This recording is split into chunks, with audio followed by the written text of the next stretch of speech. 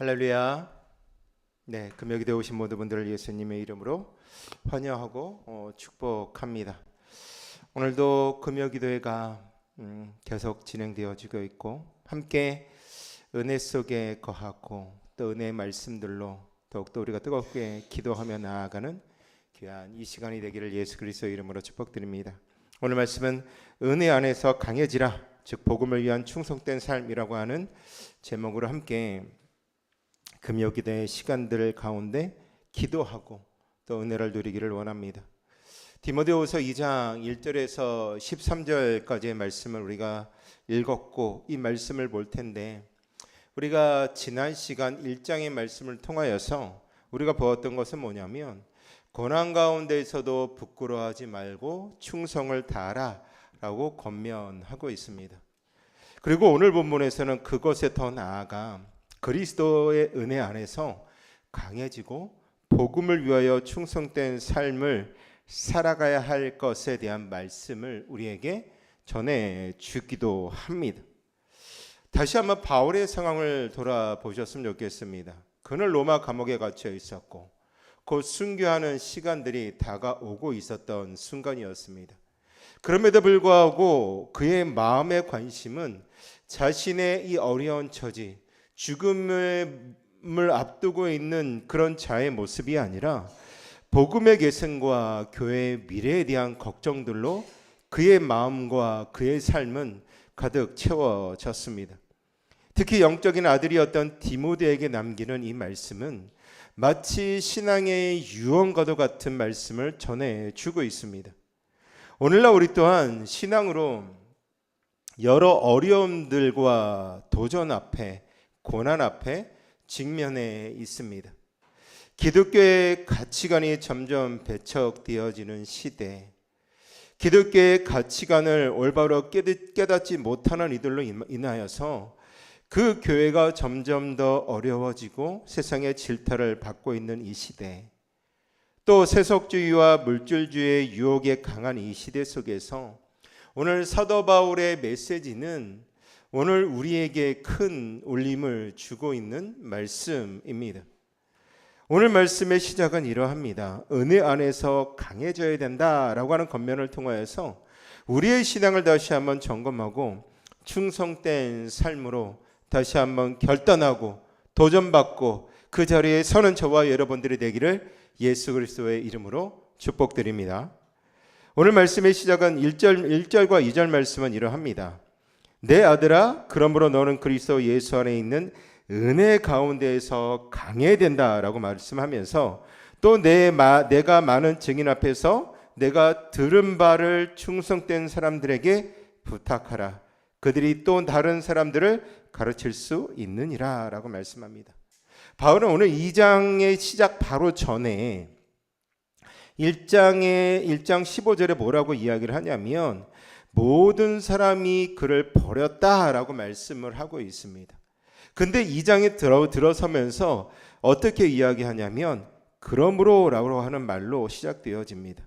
이 말은 무엇이냐면 결코 상황이 긍정적이지 않는 상황들, 이 상황들이 지금 당장 바뀌지 않는 현실 속에서도 그럼에도 불구하고 우리가 낙마하고 낙심하고 고난 가운데 우리가 함몰되어지고 쓰러져 있는 우리의 삶이 아니라 더욱더 강해져야 한다는 것을 말씀하고 있습니다. 여기서 강하다라는 것은 무엇이냐면 엔디나무라고 하는 헬라어로 쓰이고 있습니다. 이것은 수동태로 사용되어졌는데 무슨 뜻이냐면 단순히 강해져야 된다, 누구를 통해서 네가 강해져야 되는 것이 아니라 너 스스로 강해질 것을 이야기를 하고 있습니다. 외부의 능력에 의하여서, 즉 너 스스로 강해져라가 아니라 외부의 능력에 의하여서 너희는 강해질 것이다. 제가 잘못 얘기했는데 외부의 능력에 의하여서 내가 강해질 것이다. 네 스스로 강해지는 것이 아니라 외부의 능력으로 강해질 것을 말씀하고 있습니다. 그 외부의 능력은 무엇이겠습니까? 바로 그리스도 예수 안에 있는 은혜, 그것이 바로 외부의 능력입니다. 저와 여러분들의 힘의 원천은 내 자신의 힘과 능력에 있지 아니하고 그리스도의 은혜로 강해질 줄로 믿습니다. 로마서 5장 2절에 보면 이런 말씀이 있습니다. 또한 그로 말미암아 우리가 믿음으로 서 있는 이 은혜에 들어가므로, 이 은혜는 단순히 구원의 문이 열리는 것이 아니라 우리가 계속 서 있게 만드는 힘의 원동력이 되어지는 것이죠. 많은 성도들이 신앙생활을 하면서 지치고 낙심하는 이유는 뭐냐면 내 힘으로 신앙생활을 하기 때문에 그러합니다. 마치 우리는 내 힘으로, 내 열심으로 내가 교회를 섬기고 내가 내 열심으로 하나님의 말씀 가운데 거하기를 원하고 내 열심으로 내가 기도하는 그 어떤 걸로 응답되어지기를 원하는 우리들의 모습들이 있지만 하나님이 주시는 그 은혜는 그러한 것이 아니라는 거죠. 마치 갈라디아 교회처럼 은혜로 시작되었지만 율법주의로 끝나는 실수를 범할 수 있습니다. 그래서 바울은 갈라디아 교회를 향하여서 3장 3절에 갈라디아서 3장 3절에 너희가 이같이 어리석으냐 성령으로 시작하였다가 육체로 마치겠느냐라고 책명하고 있습니다. 저와 여러분들이 성령으로 시작하였다가 육체로 마치는 자가 아니라 성령의 힘을 입고 계속적으로 그 주시는 힘으로 나아가는 우리 모두가 되기를 소망합니다. 우리는 매일 그리스도의 은혜를 의지해야 합니다. 요한복음 15장 5절에 나는 포도나무에 너희는 가지라 그가 내 안에 내가 그 안에 거하면 사람이 열매를 많이 맺나니 나를 떠나서는 너희가 아무것도 할 수 없느니라. 그리스도와의 생명적 연결은 우리의 영적인 신앙의 핵심입니다. 그분과 나는 뗄 수 없는 관계라는 거죠. 또 바울은 디모데에게 영적인 세대 계승을 명령합니다. 2절에 내가 많은 증인들 앞에서 내가 들은 바를 충성된 사람들에게 부탁하라. 그들이 또 다른 사람들을 가르칠 수 있을 것이다. 즉 복음의 진리가 4대까지 전해지는 과정을 보게 됩니다. 바울로 시작해서 디모데에게 전수되어지고 충성된 사람들에게 전해져서 결국 다른 사람들까지 전해지게 되는 그 과정을 보여준다라는 거죠. 여기서 주목할 것은 바울이 디모데에게서 누구에게 전달되어졌냐면 충성된 사람들이라는 점입니다. 여기서 헬라어로 피스토스라고 하는 단어는 단순히 믿는 것이 아니라 신뢰할 만한 사람, 충성된 사람이라고 하는 뜻을 의미하고 있습니다. 복음의 계승은 단순히 믿음의 은혜를 가지고 있는 사람이 아니라 그 믿음에 충성된 사람들을 통하여서 이루어가고 있습니다. 현대교회의 많은 큰 위기 중에 하나는 바로 영적 세대 계승의 단절입니다.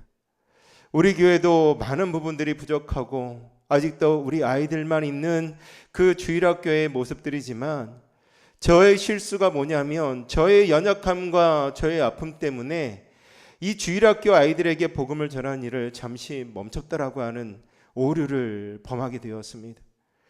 한 명이 있던 두 명이 있던 세 명이 있던 하나님의 말씀을 우리 자녀들에게 전해줘야 되는 것이 우리의 신앙의 본래의 목적임에도 불구하고 저 또한 그런 부분에 때로는 연약했던 모습들도 있습니다. 그러나 우리가 다시 한번 결단해야 될 것은 뭐냐면 우리가 다음 세대에게 신앙을 전수하는 일이 얼마나 중요한지를 우리는 이미 깨닫고 있다는 거죠.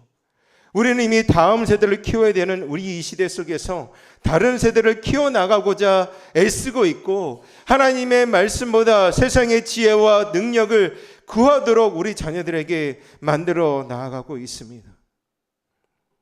우리가 얼마나 충성되게 다음 세대를 세우느냐에 따라서 교회의 존립과 또 교회가 쇠퇴하느냐 쇠퇴하지 않느냐에 달려 있다는 거죠. 물론 하나님의 교회는 하나님께서 역사하신 줄로 믿습니다. 그러나 우리가 그 가운데 충성되지 않으면 교회는 때로는 쇠퇴되어질 수도 있다는 사실이죠. 디모데후서 전체가 바울이 디모데를 영적으로 세우는 내용처럼 우리도 다음 세대를 위한 영적인 투자에 함께 힘써 주시고 함께 동참하여 주시고 함께 일을 이뤄 나가시는 우리 모두가 되기를 부탁드리겠습니다. 그렇다면 충성된 삶의 모습들은 어떤 모습을 가지고 있는 자인가 우리가 또한 보아야 됩니다. 3절과 4절 말씀에 어떻게 이야기를 하냐면 너는 그리스도 예수의 좋은 병사로 나와 함께 고난을 받으라. 지금 뭐라고 이야기를 하냐면 예수의 좋은 병사가 되어야 된다라고 말하고 있습니다. 그리고 병사로 복무하는 자는 자기 생활을 얽매이는 자가 하나도 없나니 이는 병사로 모집한 자를 기쁘게 하려 함이라 라고 말씀하죠. 바울은 디모데에게 그리스도 예수의 좋은 군사가 되라고 권면합니다. 이것은 단순한 비유가 아닙니다. 초대교회는 실제로 영적 전쟁 중이었다라는 거죠. 그들은 로마 제국의 핍박, 이단의 도전, 세속적 유혹이라고 하는 전선 속에서 싸우고 있습니다. 오늘날에도 많은 이단들이 있고 그 이단들과 싸우는 이단 사역 전문가들이 있습니다. 이단 사역 전문가들이 싸울 때 그 이단 전문가들은 큰 힘이 없다라는 거죠. 저주적으로 이단의 큰 힘을 가진 자들이 이단 사역을 하는 자들을 모함하기도 하고 힘들게 하기도 하고 때로는 많은 물질과 많은 사람들과 많은 시간들을 통하여서 그를 힘들게 하는 모습들도 보게 되어집니다. 이 이단 사역자들은 그런 어려움 속에서도 영적 전쟁, 예수 그리스도의 좋은 군사로 살아가고 있습니다. 당시의 로마 제국의 핍박, 이단의 도전, 세속적인 유혹이라는 전선에서 초대교회 성도들은 싸웠다라는 거죠. 그렇다면 정말로 충성된 좋은 병사의 모습은 무엇인가? 좋은 군사의 특징은 뭐냐면 고난을 견디는 겁니다. 나와 함께 고난을 받을지니라고 하는 말 속에 있는 내용들은 뭐냐면 바울 자신이 받고 있는 고난에 동참하라고 하는 초대입니다. 단순히 이 선택사항, 고난이 선택사항이 아니라 그리스도를 따르는 자는 필연적으로 경험해야 되는 고난이라는 거죠. 예수님도 세상에서 너희가 환난을 당하나 담대하라. 누가 세상을 이기었노라? 예수님이 세상을 이겼다라고 말씀하여 주시고 있습니다. 두 번째 특징은 집중입니다. 군인의 특징은 뭐냐면 군인으로서 복무하는 자는 자기 생활에 얽매이는 자가 하나도 없다라고 말씀합니다. 이 말씀의 뜻은 군인이 일상의 업무에 얽매이지 않는다라는 뜻이라는 거죠.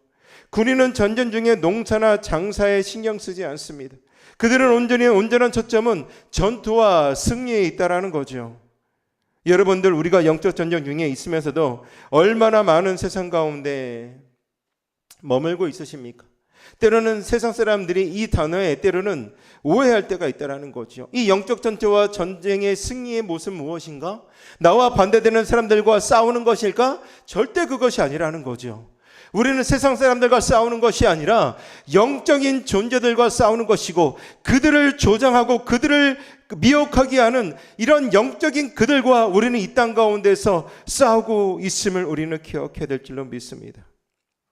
누가복음 8장의 씨 뿌리는 비유에서 가시떨기에 떨어진 씨는 세상의 염려와 재물과 향락의 기운에 막혀 온전히 결실하지 못하는 사람들입니다. 많은 성도들이 신앙과 세상 사이에서 어떠합니까? 이중생활을 하며 온전한 헌신을 이루지 못하고 있다는 거죠. 세 번째 군인의 특징은 뭐냐면 목적이 분명합니다. 이는 군사로 모집한 자를 기쁘게 하려 함이다라고 말하고 있습니다. 군인의 최종 목적은 뭐냐면 상관의 명령에 복종하는 것이고 상관을 기쁘게 하는 것입니다. 마찬가지로 그리스도인의 궁극적인 목적은 우리를 부르신 그리스도를 기쁘게 하는 줄로 믿습니다. 우리는 누구를 기쁘게 하면서 살아가고 있습니까? 누구를 기뻐하기 위하여 우리는 이 땅 가운데서 살아가고 있습니까? 나를 기뻐하게 만듭니까? 다른 사람을 기뻐하게 만드십니까? 아니면 그리스도를 기뻐하게 만드십니까? 바울은 이어서 계속적으로 두 가지 비유를 더 제시하고 있습니다. 5절과 6절에 경기하는 자가 법대로 경기하지 아니하면 승리자의 관을 얻지 못한다. 또 수고하는 농부가 곡식을 먼저 받는 것이 마땅하니라고 말하고 있습니다. 경기하는 자는 뭐냐면 운동하는 자, 특히 올림픽 경기에 참가하는 선수를 가르칩니다. 이들은 규칙에 따라 경기하여야지만 승리의 관을 얻을 수 있다는 거죠. 그 올림픽 경기 속에서 어떠한 약물을 복용하여서 특별한 힘을 얻거나 어떠한 법칙을 어겨서 내가 승리하는 것이 있다면 그것이 1등으로 돌아왔던 그것은 그 경기에서 승리할 수 없고 패배자가 되어질 수밖에 없다라는 거죠. 규칙에 따라서 규칙을 지키고 규칙을 지켜서 결국 승리의 관을 얻게 되어지는 겁니다. 마찬가지로 신앙생활에 있어서도 하나님이 정하신 원칙과 규칙을 따라야 한다라는 거죠. 하나님의 말씀이 우리에게 보여주시는 것, 하나님의 말씀이 우리에게 인도하여 주시는 그 방식 안에서 나만의 원하는 그런 방식이 아니라 내가 하나님의 말씀 안에서 그 말씀을 지키는 삶으로 나아가는 신앙생활을 하는 것, 그것이 올바른 방식이라는 거죠. 혹 우리의 생활 방식으로 신앙생활을 한다면 그것은 허망해질 수밖에 없습니다. 이어서 한 가지 더 비유를 말씀하였죠. 수고하는 농부의 비유를 이야기합니다.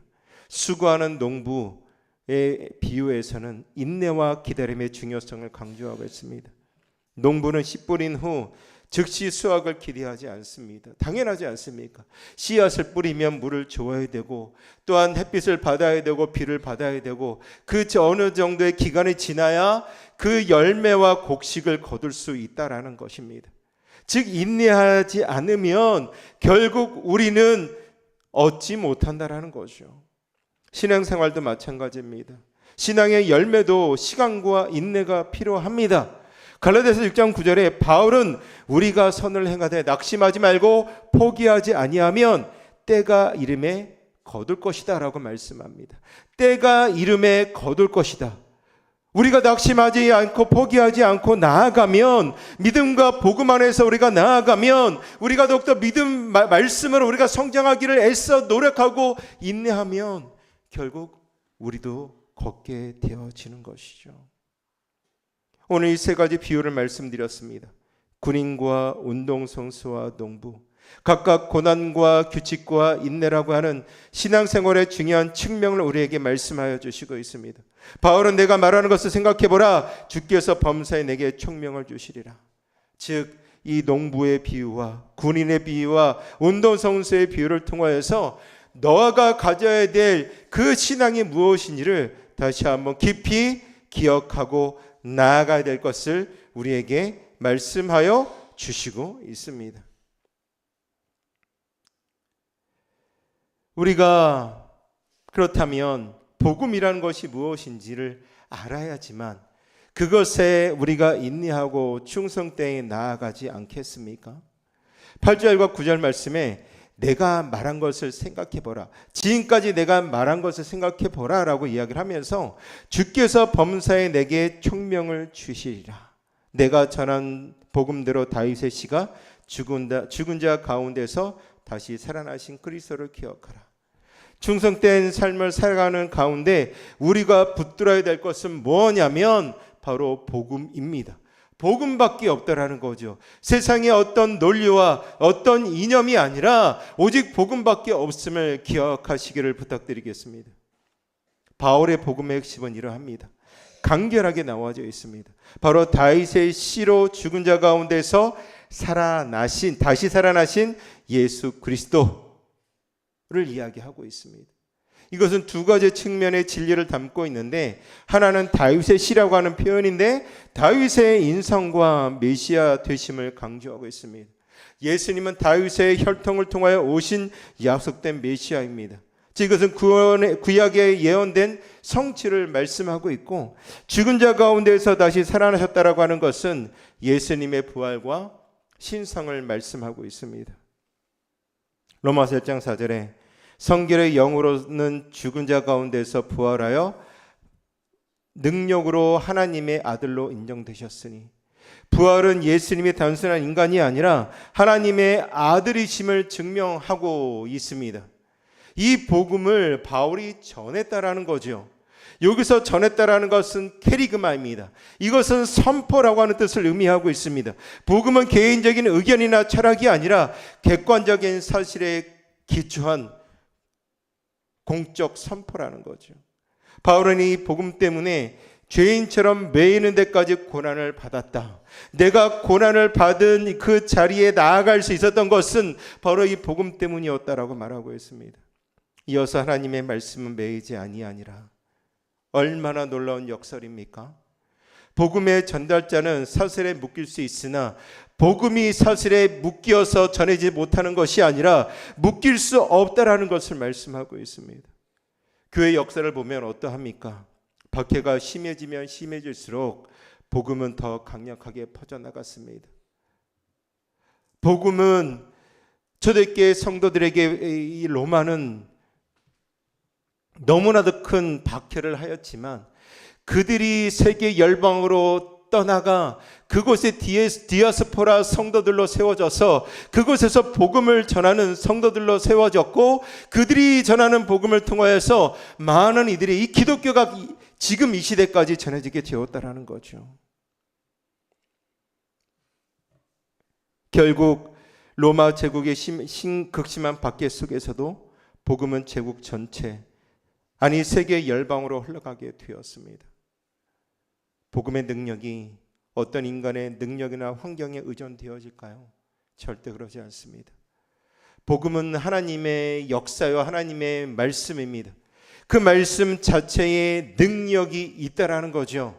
그래서 로마서 1장 16절에 바울은 내가 복음을 부끄러워하지 않으니 이 복음은 모든 믿는 자에게 무엇을 주시는 하나님의 능력? 구원을 주시는 하나님의 능력이다 라고 선포하고 있습니다.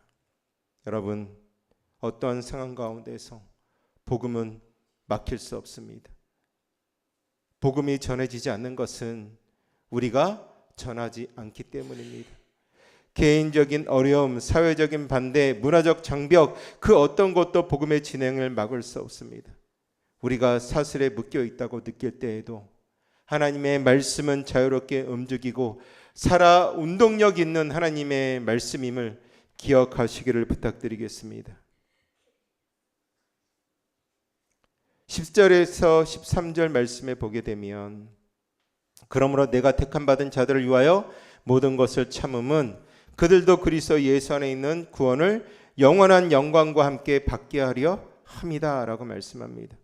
바울이 고난을 당하는 것과 충성에 대한 목적이 분명히 있다라는 거죠. 그것은 택함을 받은 자라고 하는 겁니다. 택함을 받았다라고 하는 것은 복음을 듣지 못하거나 믿지 않은 하나님의 선택된 백성을 말씀하고 있습니다. 바울은 그들이 예수 그리스도 안에 있는 구원을 영원한 영광과 함께 받게 하려 고난을 감수하였다. 우리가 복음을 전하는 중요한 목적은 뭐냐면 복음을 듣지 못하거나 믿지 않는 하나님의 선택된 백성을 위한 것이다라고 말씀하고 있고 그것을 위하여서 사도 바울은 고난을 감수하였다라는 겁니다. 이것은 정말 놀라운 선교적인 모습입니다. 자신의 안위를 위하지 아니하고 다른 이들의 구원을 위하여서 고난을 받았다라는 것이죠. 세상에 많은 사람들은 왜 너희들만 특출나냐? 왜 너희들만 가지고 있는 종교가 다냐라고 이야기를 하고 있지만 이 살아계신 하나님의 말씀, 우리가 그분의 구원을 주시는 하나님의 능력됨을 우리가 경험하기에 우리가 그 복음의 전함을 위하여서 택함받은 자들을 구원하기 위하여서 우리가 그 자리의 고난을 위해 애써 그 어려움 속에 나아가는 거죠. 선교사님들의 사역이 그러한 것입니다. 자신의 목숨을 아끼지 아니하고 선교사역을 감당하는 이들의 모습이라는 거죠.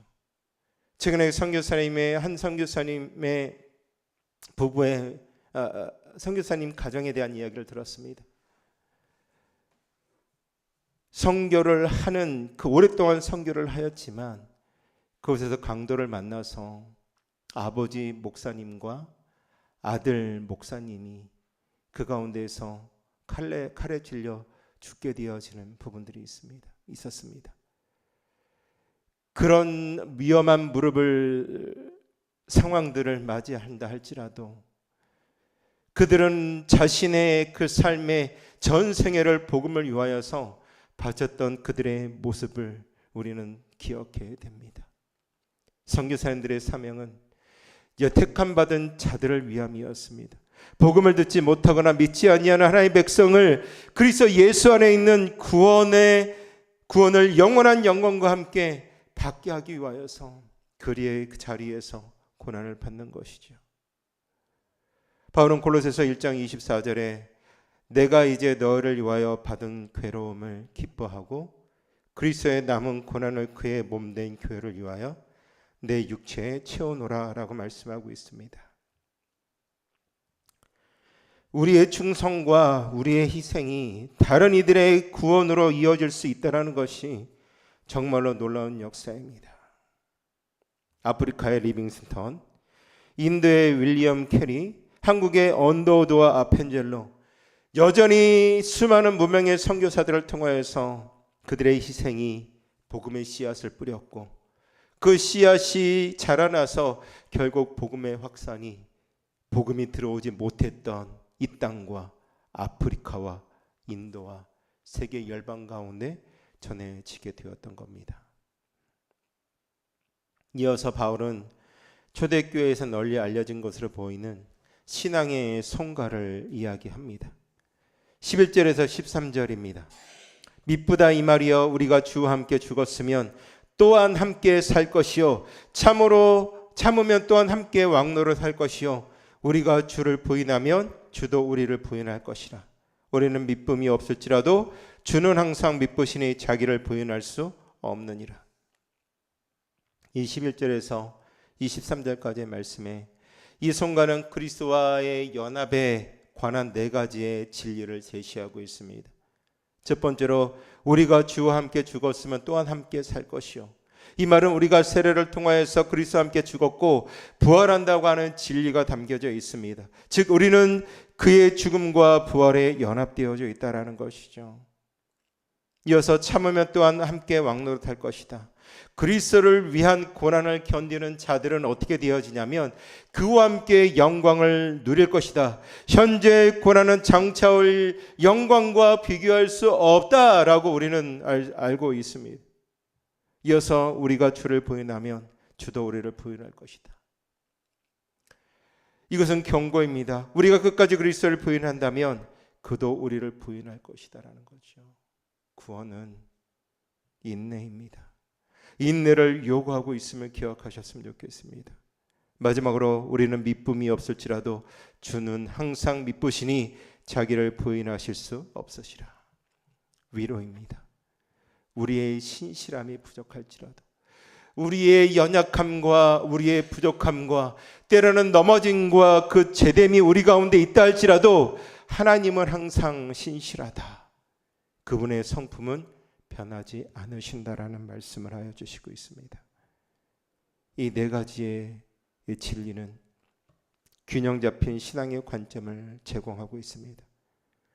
우리가 인내하고 신실해야 하지만 다른 한편으로서 우리의 구원은 궁극적으로 하나님의 신실하심에 달려 있습니다. 오늘 이 짧은 말씀이지만 이 말씀을 우리의 삶에 적용해 보셨으면 좋겠습니다. 나는 이 말씀을 나의 삶에 어떻게 적용해야 되는가? 첫 번째로 은혜 안에 강해야 합니다. 자신의 힘이 아닌 그리스도의 은혜를 의지하시기를 바랍니다. 매일 말씀과 기도로 그분과 관계를 깊이 하고 성령님의 도우심을 구하시기를 소망합니다. 내게 능력 주시는 자 안에서 내가 모든 것을 할 수 있다. 우리가 그리스도의 은혜가 아니면 나는 아무것도 할 수 없다라는 것으로 그리스도의 은혜 가운데 강해지시기를 바랍니다. 두 번째로 영적 세대 계승에 힘써야 됩니다. 우리가 받은 진리를 다음 세대에게 함께 전해주시고 애써 주시기를 바랍니다. 말로만이 아니라 삶으로 복음을 보여주는 증인이 되시기를 소망합니다. 세 번째로 충성된 삶의 모습을 실천해야 되는 거죠. 말씀과 행함과 은혜는 동일합니다. 행함과 믿음은 동일하다라는 거죠. 신앙생활에 집중하고 세상 일에 얽매이지 마십시오. 무엇이 여러분들의 마음과 시간을 붙잡고 있는지를 돌아보고 그리스도를 섬기는 일에 방해가 된다면 과감하게 내려놓으시기를 부탁드립니다. 그리고 복음을 기억해야 됩니다. 어려움과 시련 속에서도 다윗의 시로 죽은 자 가운데서 살아나신 예수 그리스도를 우리가 온전히 기억하고 복음의 능력은 어떤 상황 가운데 막힐 수 없고 여러분들의 어떤 환경이 어떠하든 하나님의 말씀은 계속 역사되어집니다. 다섯 번째로 다른 이들의 구원을 위하여서 충성하십시오. 택함 받은 자를 위하여서. 여전히 하나님의 말씀을 모르고 구원받지 아니한 택함 받은 하나님의 백성의 구원을 위하여서 인내하시고 전하시고 그 택함 받은 자가 하나님께로 돌아올 수 있도록 함께 애쓰시기를 부탁드리겠습니다. 말씀으로 말씀 맺겠습니다. 은혜 안에서 끝까지 충성하는 삶을 살아가시기를 부탁드리겠습니다. 디모데후서 2장 1절과 13절 말씀을 통하여 우리는 어떻게 은혜 안에서 강하여지고 복음을 위하여서 충성된 삶을 살아가는지를 배웠습니다. 우리는 은혜 안에서 강하여지고 복음을 기억하고 다른 이들의 구원을 위하여서 충성된 삶을 살아가야 합니다. 군인처럼 충성하고 운동선수처럼 규칙을 지키고 농부처럼 인내하는 신앙의 자세가 필요하다라는 거죠. 복음을 위한 충성된 삶은 반드시 고난이 존재합니다. 그것은 단순한 의미가 아니라 우리를 위하여 목숨을 바치신 주님을 향한 사랑의 표현입니다. 그리스도의 은혜 안에서 강해진 사람들은 어떠한 상황 가운데서도 충성된 삶을 살아가게 될 줄로 믿습니다. 사랑하는 성도 여러분, 세상은 우리에게 편안함과 안락함을 약속합니다. 그러나 예수님은 우리에게 십자가와 고난을 약속하셨습니다. 그럼에도 불구하고 이 길을 택한 이유는 무엇이냐면 그 길 끝에는, 그 길을 가는 과정 속에는 고난과 어려움과 힘듦이 그 가운데 있지만 그 길 끝에는 결국 부활과 영원한 생명이 있습니다. 그러기에 낙심하지 말고 우리를 부르신 주님의 끝까지 따라가시기를 소망합니다. 마지막으로 오늘 바울이 전한 이 말씀을 마음에 새기십시오. 마지막에 송가라고 말씀을 드렸습니다. 미쁘다 이 말이여, 우리가 주와 함께 죽었으면 또와 함께 살 것이요, 참으면 함께 또한 왕노릇 할 것이요, 우리가 주를 부인하면 주도 우리를 부인할 것이라. 우리는 미쁨이 없을지라도 주는 항상 미쁘시니 자기를 부인하실 수 없으시니라. 이 말씀이 저와 여러분들의 마음의 결단이기를 원하고 은혜 안에서 끝까지 충성하는 자로서 애쓰시고 그 길 끝에 부활과 영원한 생명이 있음을 기억하며 내가 지금 당하는 고난과 이 어려움, 복음으로 인하여 당하는 어려움과 그 힘듦이 결국 그 끝에는 가장 좋은 곳으로 우리에게 주어질 것을 믿고 끝까지 충성하며 나아가는 저와 여러분들이 되기를 예수 그리스도의 이름으로 축복드리겠습니다.